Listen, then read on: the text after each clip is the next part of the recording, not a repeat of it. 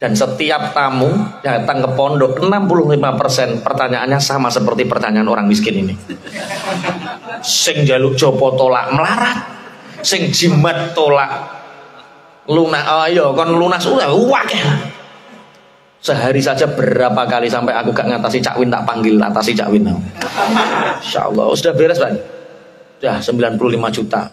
Datang pulang lunas. Gak percaya praktekan langsung lunas. Apa kuwi? Rahasia. Ya Nabi Allah, berilah aku resep agar hidupku tidak miskin seperti ini. Hidupku sempit, orang gak ada yang percaya sama saya. Istri gak percaya, anak gak percaya, tetangga gak percaya, kerja gak dipercaya. Untuk kuli bangunan saja saya ditolak. Tolong Nabi Allah, beri aku doa agar hidupku menjadi mapan. Nabi Musa menjawab, aku memberimu resep agar engkau besok langsung menjadi orang kaya. Apa ya Nabi Allah? Bersyukurlah. Orang ini bantah, yang aku buat bersyukur apa? Allah itu sudah banyak ngasih kesulitan terhadap hidupku. Hidupku itu sempit, kok kon syukur sing tak syukuri apa nih? Nabi Musa yo menang. Ya sudah, pulang saja. Itu resepnya. Akhirnya orang ini sampai mati miskin dan sempit. Selang beberapa hari ada orang yang kaya raya datang kepada Nabi Musa. Ya Nabi Allah Musa, saya itu orang kaya di kampung. Sehingga kadang-kadang kekayaan saya menyita waktu ibadah saya. Nah terus doakan sama Allah agar rizkiku dikurangi saja, sehingga aku bisa fokus untuk menyembah dan berbakti kepada Allah. Apa jawab Nabi Musa? Tinggalkan syukur.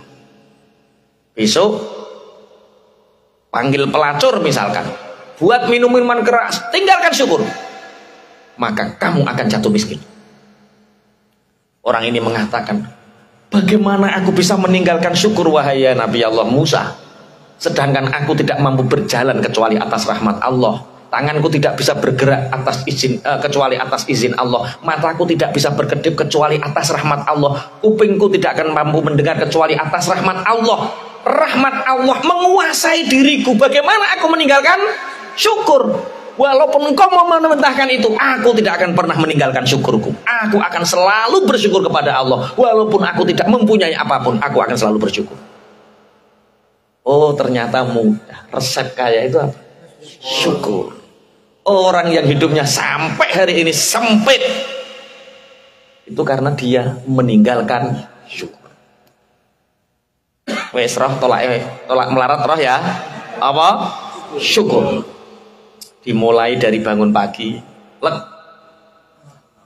alhamdulillahilladzi ahyana ba'dama amatana wa ilaihin nusyur. Ketemu bojo guyu, disayang ning jeding, wudu, salat, ketemu tangga guyu, ketemu cah cilik mesem, ketemu tangga piye bro, lakukan seperti itu, maka hati kita akan bahagia, dan hati yang bahagia itu menjadi tolak ukur keberkahan kita. Pun alladzina yastahibbunal hayatat dunya. Yang pertama, orang-orang kafir itu adalah orang-orang yang hubud dunia. Kemudian wa yasudduna an sabilillah, orang-orang kufur itu orang yang selalu melawan dari jalannya Allah, menyimpang dari jalannya Allah. Wa yabghunaha iwaja, barang sing apik-apik wis bener dienggok nih, yang betul-betul sudah lurus dibengkokkan. 3 ciri kekufuran. 1, hubbud dunya. 2, melawan atau mencegah sesuatu dari jalannya Allah. Yang ketiga, membelokkan sesuatu yang lurus. Ulaika fi dhalalim ba'id. Mereka ini adalah orang-orang yang tersesat, yang sangat jauh sekali. Jadi sebenarnya pelajaran malam ini adalah syukur itu manajemen. Syukur itu manajemen terbaik kita. Bukan finansial literasi, bukan. bukan masalah ilmu kita, bukan. Bukan masalah circle kita, bukan. Yang bisa mempelajari finansial literasi, yang punya circle kebaikan, yang punya ilmu banyak, itu orang yang memanajemen syukurnya. Punya waktu luang dia belajar mendapatkan ilmu. Dia mengetahui kelemahannya. Karena dia mengetahui kelemahannya, dia belajar finansial literasi. Jadi ternyata semua ukuran manajemen kita itu bermula dari apa? Syukur. Dari mana kita bisa memanajemen syukur itu? Karena kita tahu bahwa semua rencana Allah itu pasti yang terbaik. Semua rencana Allah itu pasti yang terbaik, bukan rencana kita. Cuma kadang-kadang Allah tidak memperlihatkan rencana yang terbaik itu. Allah tutupi, iradah kudrohnya itu ditutupi dengan sesuatu yang kita benci. Sehingga kita menginginkan keinginan kita, rencana kita ingin di-ACC sama Allah. Padahal bukan, yang terbaik adalah rencana Allah. Pernah toh sama tak cerita nih tentang teman saya. Dia itu lulusan aliyah di pondok pesantren bapaknya sendiri. Cuma dia ingin kuliah di salah satu universitas terbaik di Surabaya. Tapi untuk daftar ke sana itu harus daftar ulang. Sudah beasiswa, tapi daftar ulangnya 14 juta. 14 juta. Sedangkan kiai ini kiai zuhud. Anaknya matur, "Bah, 14 juta tolong bayari, Bah. Saya ingin kuliah di Surabaya. Universitas ini universitas terbaik. Saya sudah berusaha beasiswa, Bah." "Ya nak, enggak apa-apa. Bapak mendukung. Wong kamu sudah lulus aliyah. Cuma Bapak tidak ingin ngoyo, nak. Bapak punyanya hanya ada saat itu Astrea Grand tahun 97. Astrea Grand tahun 97 saat itu dijual hanya laku 7 juta.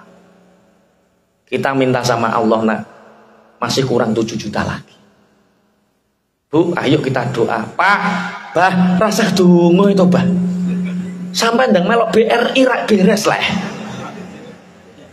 Duit BPKB ini serah ke, nanti kita dapat, Pak, 7 juta. Enggak, Bu, saya enggak ingin mengotori di sisa-sisa umur saya, anak-anak saya, dan sampeyan terkotori oleh sesuatu yang syubhat apalagi haram. Sudah, ini besok tak jual. Ada yang nawar 7 juta. Ya terus yang 7 juta kita minta sama Allah. Ayolah sholat bareng, Pak. Suami, istri, anak sholat. Ya Allah, anak saya itu ya Allah diterima di salah satu universitas terbaik di Surabaya. Cuma daftar ulangnya itu 14 juta. Nah besok Astria saya ini laku 7 juta. Kurang 7 juta ya Allah. Niku urusanin jenengan ya Allah 7 juta. Gusti Allah nek roh kawula niki sumpah. Orang yang manja minta sama Allah itu dicintai Allah. Doa umukhul ibadah. Warung besok paginya, Pak, katanya kemarin nawar uang Astria saya 7 juta. Iya Pak Kiai. Lah ini tak kasihkan 7 juta. Lah jenengan kulontosi Pak Kiai sudah 5 hari tak enti-enti nggak kesini. Saya sudah beli. Nah terus ya nggak jadi Pak Kiai, pangapunten. Tapi ada orang yang cari lagi, tapi nggak berani 7 juta Pak Kiai. Ya terus beraninya hanya 6 juta. Itu rumahnya di belakang pasar. Yuk saya tak matur istri saya dulu. Piye Pak, situ dituku 7 juta. Gak Bu, mudun. Wonge iku wis kadung tuku liyane. Lah terus piye Pak? Aku tak ndonga dhisik Bu. Ya Allah, kemarin 7 juta bagian panjenengan ya Allah. Sakniki 8 ya Allah. 8. Akhirnya pergi ke belakang pasar, sepeda motor dijagang, kunci lali nyependek.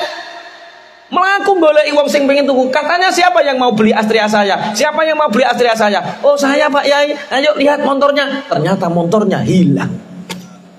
Masya Allah. Pulang kelenyer ditakok istrinya. Bagaimana Pak sudah laku? Alhamdulillah Bu laku. Sing nuku sapa? Gusti Allah.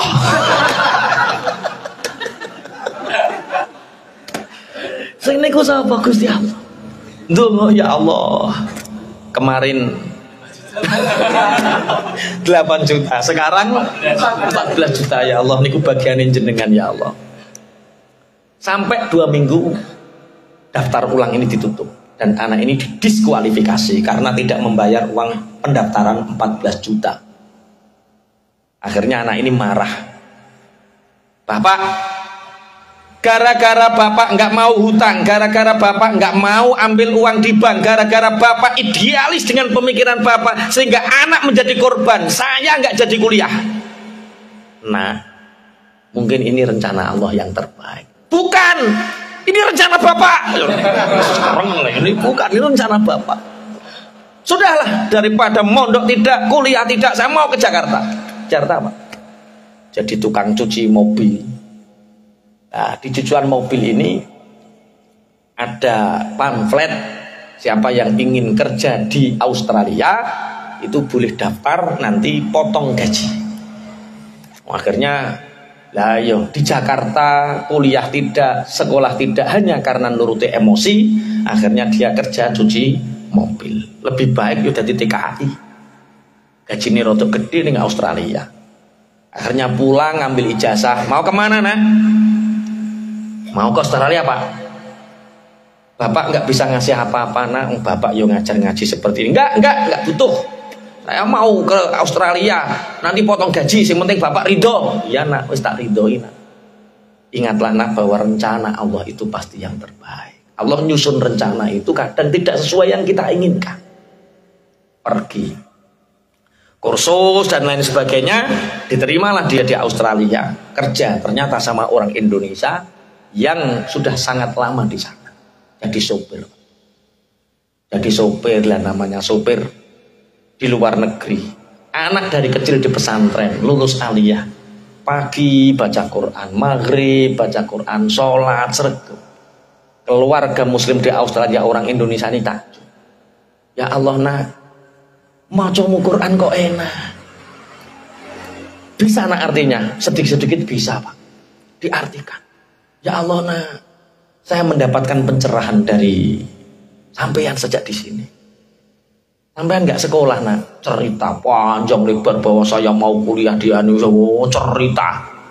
Ijazah kamu dibawa nak, dibawa. Saya itu terbaik loh, se-Jawa Barat Pak, dilihat.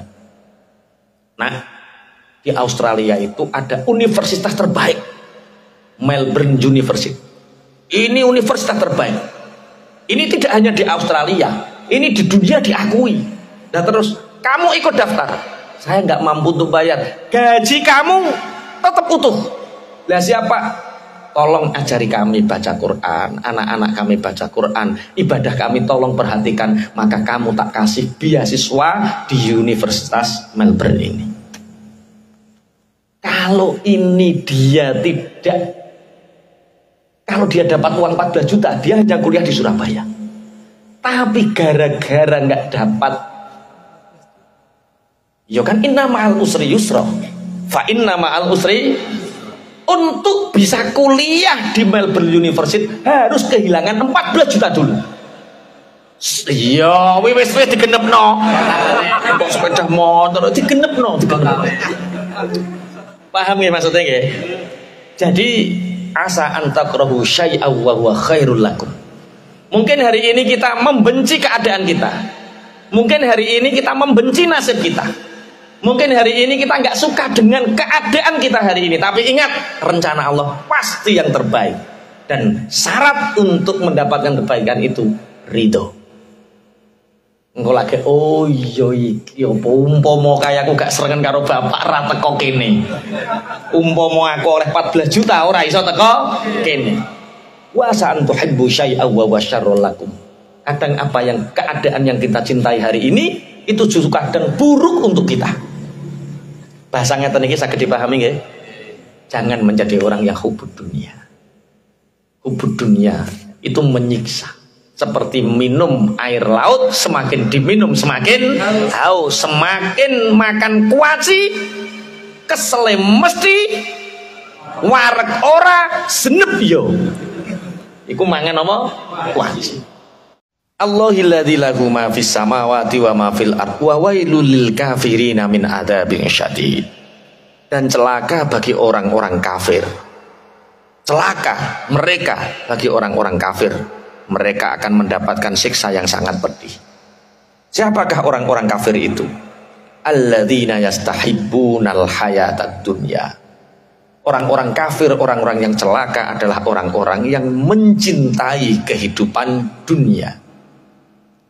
Dunia itu dari kata dana. Dana itu artinya parek. Kemudian isim tafdili dana itu adna, berarti kehidupan yang lebih dekat, luwih parek. Sedelok. Dana itu sebentar. Kalau adna itu sangat sebentar. Berarti dunia itu tempat yang sangat sebentar. Alladzina yastahibbunal hayatad dunya, orang-orang yang mencintai kehidupan yang sangat sebentar. Itu orang-orang kafir. Alal akhirah, lebih mencintai dunia mengalahkan akhirat. Cara kita sering menyebut hubud dunia. Hubud dunia itu penyakit hati. Bukan penyakit zahir, bukan penyakit fisik. Kalau penyakit hati, ini tidak berkaitan dengan zahir. Bisa jadi orang kaya, dia qanaah, bisa jadi orang miskin hubud dunia. Karena hubud dunia ini penyakit hati, bukan penyakit zahir.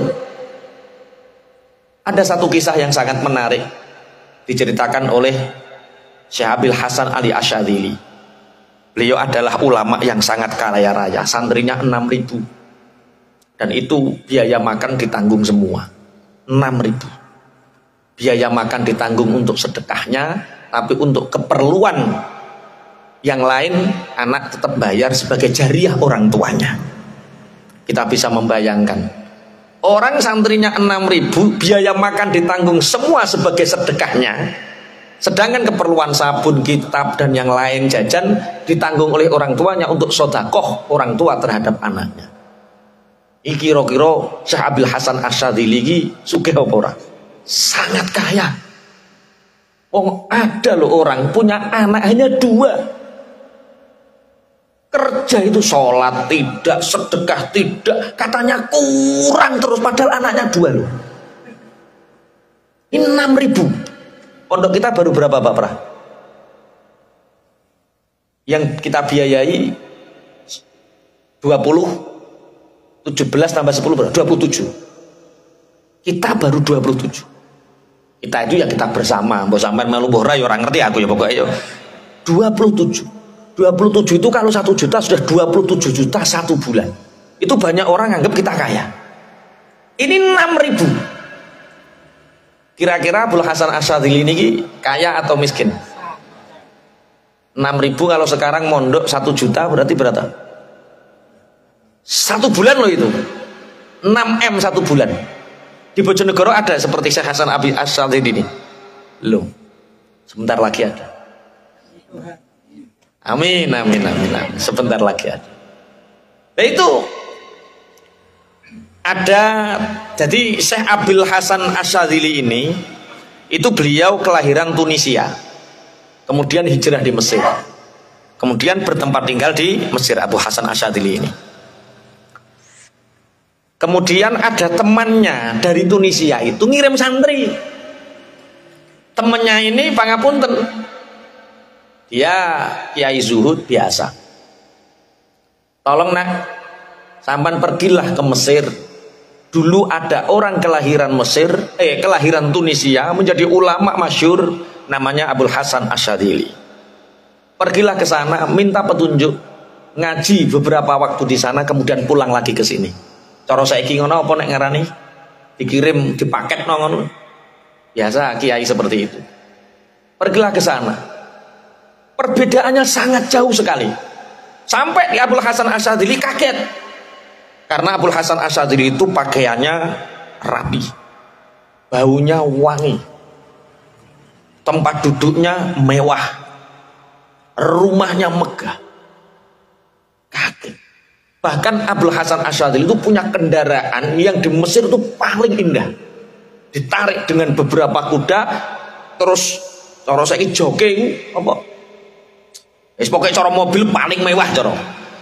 Cara saiki apa ning kene? Yo ora model sport ngono ki yo ora to. Kuwi ora awakmu mikir kebutuhan pribadi ya. Yo sing gedhe kanggo umat ngono lho, meluaskan niat. Nah, santri ini mikir, apa enggak salah kiai saya nyuruh saya ke sini? Apa kiai saya enggak salah suruh ngaji sama orang yang hubud dunya? Akhirnya matur sama kangkang sing gede-gede, untuk menemui Syekh Abul Hasan Asyadzili bukan sembarangan orang.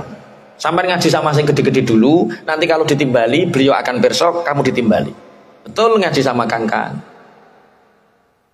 Ternyata santri-santrinya Syekh Abul Hasan Asyadzili nggak pernah bahas dunia. Yang dibahas ilmu ghirohnya, ilmu luar biasa. Sampailah santri Tunisia ini dipanggil. Kamu dipanggil yai, ditimbali. Nah, sampaikan kepada kiaimu. Apa Syekh? Hilangkan sifat hubbud dunia. Karena hubbud dunia ini yang menjalar kepada karakter kekafiran. Kadal fakru ayyakuna kufron. Dikupas habis tentang hubbud dunia ini, santri ini pulang apa gak salah ya? Mosok kok sing sugih nuturi sing melarat aja leh hubbud dunia.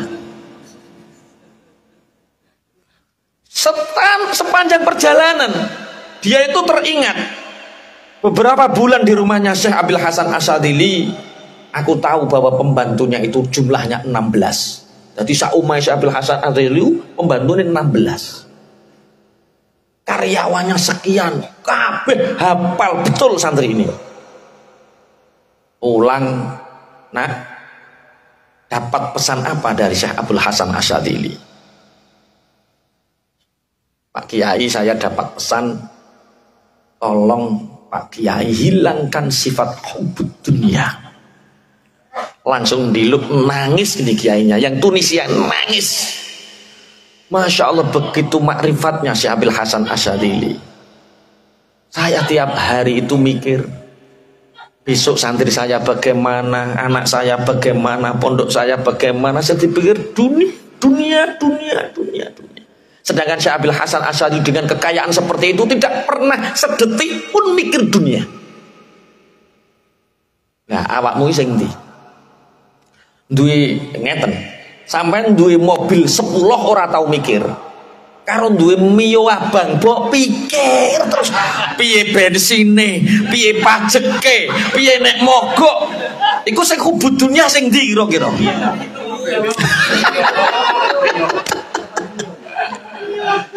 Jadi hubbud dunya itu penyakit hati, bukan penyakit fisik. Bisa jadi yang hubbud dunya orang kaya, bisa jadi orang miskin juga punya penyakit hubbud dunya. Kalau kita punya dunia, ya simpan, tapi jangan di hati. Kita boleh genggam dunia, tapi jangan di tangan kita. Di mana kita menggenggam dunia? Diberikan kepada umat. Di mana kita menyimpan dunia? Yo kayak neng rekening wakaf atau rekeningnya dewis, pokoknya hati ini clear, tidak ada unek-unek tentang dunia. Karena penyakit hubbud dunia ini penyakit yang menghinggapi orang-orang kafir. Jadi ciri khasnya wong kafir niku hubbud dunia. Nah, hubbud dunia itu yo duwe ciri-ciri, duwe tanda-tanda. Coba digerayangi hatine dhewe, engko nek 6 tanda ini ono berarti kowe hubbud dunya. Kok wis grogi ngene modele.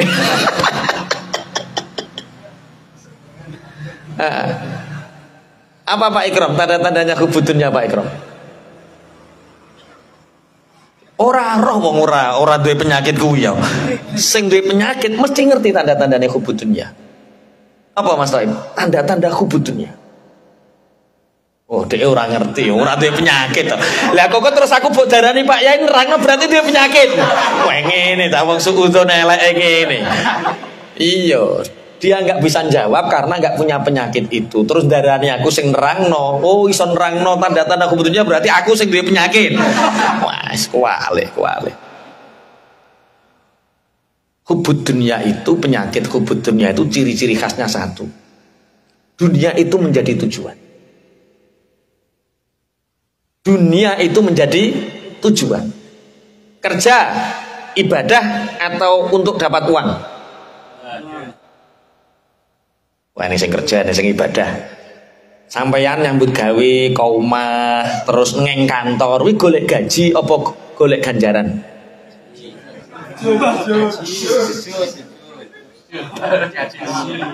Wa ma khalaqtul jinna wal insa illa liya'budun. Jadi purpose of life kita, tujuan hidup kita adalah ibadah. Satu. Dunia itu kamu cari nggak kamu cari, kamu dikasih. Makanya orang yang menjadikan dunia yang menjadi tujuan nanti wateke welek. Sing koncone direkal piye carane gak diterima kerja. Sing koncone difitnah supaya dipecat. Itu Masya Allah. Jangan jadikan dunia itu menjadi tujuan. Jadi dunia itu hanya wasilah. Dunia ini ngapunten. Sekarang kita hidup di sini ini dunia atau akhirat hari ini?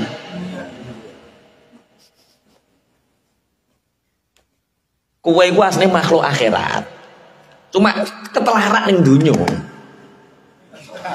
Sekarang kita sedang ketelarak.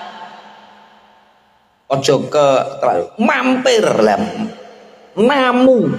Mampir kan sangat sebentar sekali. Makanya dunia itu dari kata dana. Di isim tafdhil adna. Jadi waktu yang sangat singkat. Itu jenenge dunia. Makanya monggo ditata. Urip kula jenengan iki kongkon nglumpukno dhuwit apa kongkon ibadah? Ibadah. Dodolan es ngoten niku niat ibadah apa niat golek dhuwit? Ibadah. Umpama gak payu ibadah. Umpama payu ibadah. Kita itu kalau tujuan dunia lelah kita itu. Karena dunia itu nggak ada akhirnya, nggak ada ujungnya. Sampean mencari dunia iku padha karo mangan waci. Kok krepes ya roroh cangkemmu kesel. Kakean weteng kembung. Mangan waci. Itu dunia. Biar Mas.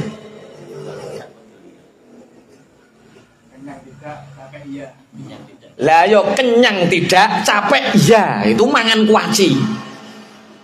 Jadi sampai nek kuwesel nyambut gawe, golek donya, pasti niatnya salah. Itu bukan ibadah. Itu golek kuaci. Nek ra putih mangan kuaci, yo ngombe banyu segoro. Semakin diminum semakin haus, semakin diminum semakin haus. Karena apa? Menjadikan dunia menjadi tujuan. Maka ayo kembali ke purpose of life kita, tujuan hidup kita. Manusia diciptakan untuk ibadah. Dunia itu kita cari atau kita tidak cari. Dunia kita ngoyo atau tidak ngoyo. Dunia ini sudah disediakan oleh Allah. Lah kok kamu ketipu? Dunia mbok kejar, akhirat dilupakan. Itu yang pertama. Apa? Orang yang hubud dunia itu menjadikan dunia menjadi tujuan. Yang kedua, ciri khas orang yang mencintai dunia itu dia lalai dalam ibadah. Karena tujuannya hanya dunia, maka ibadahnya ketelarak. Sholat tidak dikerjakan, puasa ogah-ogahan, sedekah apalagi. Sedekah lo gawe apa? Nek gawe apa cek maklum. Saya pernah itu ngomong sama orang. Kak gak leren dhisik Kak mergawe kok gak panasen. Lah iya Pak Yai niki dibliduki wong wedokan wae. Delok to sing manas aku, sing meruntus aku, sing masyaallah lara ngene iki teko omah duit sing nampa wong wedokan. Ngene iki njaluk duit kopi nu ngremil kaya wong ngemis. Apa ya wong-wong dibliduki wong wedokan. Aman yo tau ndek perasaan dibliduki bojomu. Sampean sing kesel nyambut gawe tapi seakan-akan kita tidak dapat apa-apa. Yo mau oleh opah ning wayah bengi tok kuwi kaya. Yo ora sumbut lho, umpama kuwi mbok gawe opah ora sumbut tenan.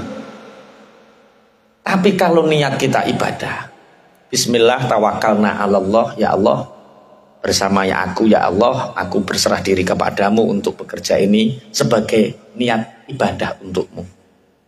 Masya panas, keringetan, setiap tetes keringat mengalir, tasbih, ibadah, duit karo bojo dientekke ibadah, anak digedhekke ibadah. Jadi wong sing niate ibadah kok weseli ora krasa. Strong terus pokoknya. Cak Win, gak duwe kesel gladiator. Walah ayam gladiator. Lah, orang yang seperti lo, wong gak duwe kesel. Wong gak duwe kesel ki yo loro. Ana sing kalane niate ibadah, ana sing kedonyan tenan. Jadi nek muni gladiator hati-hati. Ada yang gladiator itu yo kedonyan tenan. Satu tujuannya dunia bukan akhirat. Yang kedua lalai dalam melakukan ibadah. 3 mengumpulkan dunia, mengumpulkan harta dengan segala cara. Gak peduli halal, haram, gak peduli surga, neraka, sing penting oleh. Dan ini kadang-kadang circle pergaulan ini menentukan. Sing penting oleh. Ketika diingatkan Kak, bukankah transaksi seperti itu diharamkan sesuai syariat? Golek sing haram ya angel kok pokoknya halal.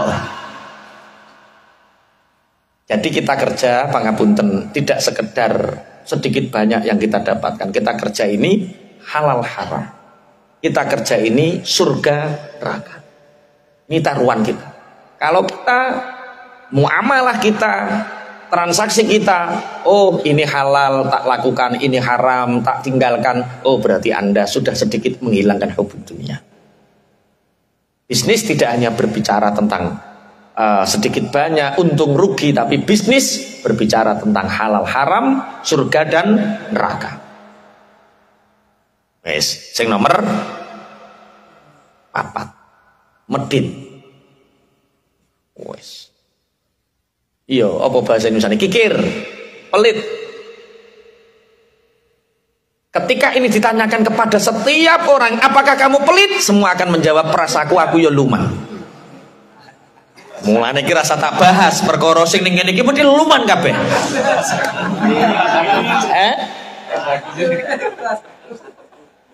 Makanya nanti yang paling banyak dihisab di akhirat itu dosa-dosa pelit Anda karena Anda gak pernah merasa pelit. Iki halas kabeh. Ciri-ciri hubud dunia 1, tujuannya hanya dunia bukan akhirat. Iki dudu aku, dudu aku. Lalai dalam ibadah, oh dudu aku cek sholat aja, dudu aku. Yang ketiga, dengan segala cara untuk mengumpulkannya, wah dudu aku. Pelit, tambah dudu aku. Ngaji kok alas terus sih piye? Wes, ijek selamat ya. Oh alhamdulillah selamat. Ijek kurang loro. Yang ke-5 itu serakah. Serakah itu tamak. Tamak itu rakus. Rakus itu ingin merampas hak orang lain. Mestinya bukan haknya, pokoknya aku kudu oleh. Jabatan iku kudu aku sing dadi. Oh, itu harus ponakanku yang jadi. Sawah itu harus kena saya. Apalagi pekerjaan itu harus saya. Oh itu pokoknya serakah, rakus, tamak. Itu tanda orang yang hubbud dunya. Yang ke-6, yang terakhir ya. Yang keenam, tidak bisa bersyukur. Kurang.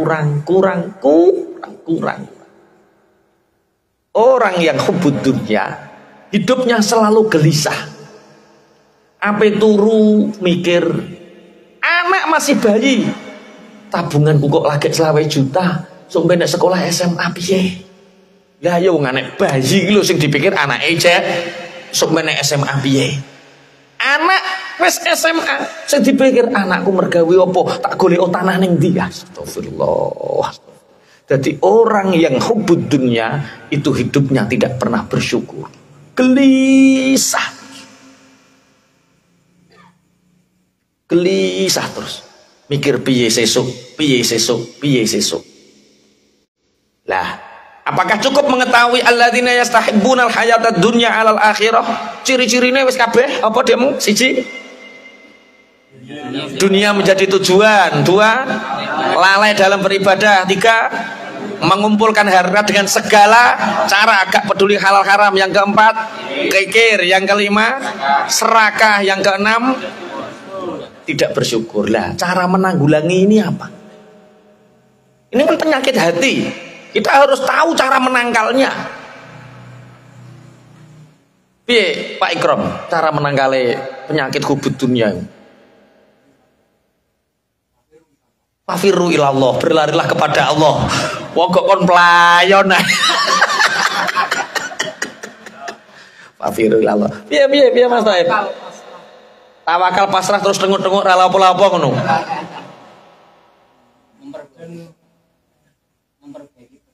Memperbaiki pergaulan. Jadi yang jelas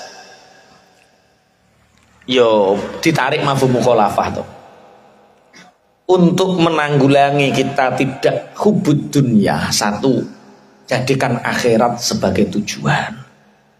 Kalau akhirat sebagai tujuan, wong urip iku adem. Ning alam dunya paling sedelok dik ya wis dilakoni wae. Adem.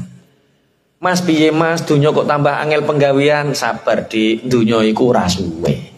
Umpama awake lho sak loro-lorone urip paling ya sedelok, ora suwe. Jadikan akhirat sebagai tujuan. Yang kedua, ingatlah kematian. Hubbud dunya ini akan habis, akan kalah kalau orang ini seneng iling-iling mati. Wong kae lho winginane iku sehat walafiat, lah kok hidup-hidup mati. Omah makrung dibangun, kerja di Taiwan, masya Allah, rumahnya megah. Paulang, dadak bojone digawa lanangan liya, kenek jantung semaput mati. Terus mbok iling-iling, ya Allah, omah sakmono gedene dibangun jebule ora kanggo. Perkara teko omah kenek jantung mati. Ingat kematian. Semangat dunia ya Allah lah kok kayak kena liver wetenge gudi lah hidup mati. Wes ngene iki akhirat akan menjadi tujuan. 1, jadikan akhirat sebagai tujuan. 2, ingat tentang kematian. Yang ketiga, tanamkan sifat qanaah. Qanaah niku napa? Nerimo.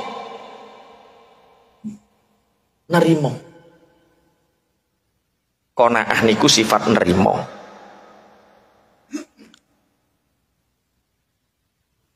Ada seorang miliarder, ini tentang qanaah. Ada seorang miliarder, dia pemborong properti. Ini kisah nyata, ya teman-teman yang cerita.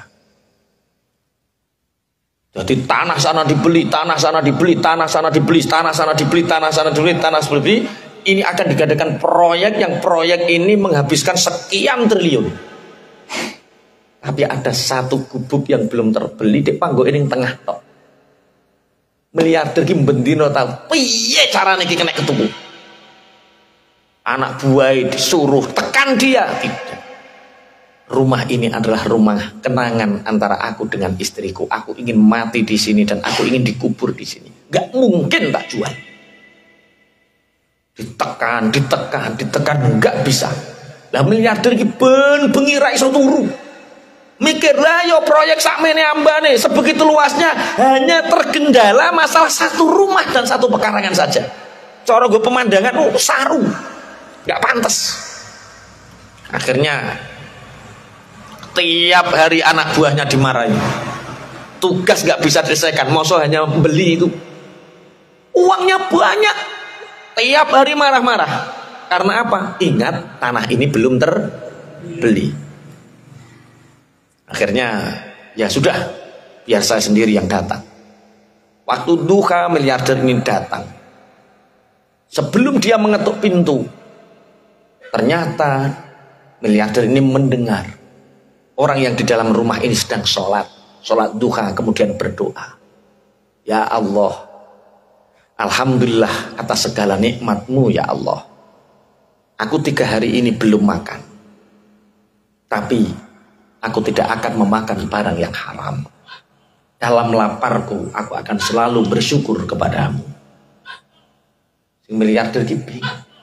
Kuwi ora mangan 3 dino, iso sujud, iso syukur, matur nuwun ning gone Gusti Allah, padahal 3 dino urung mangan.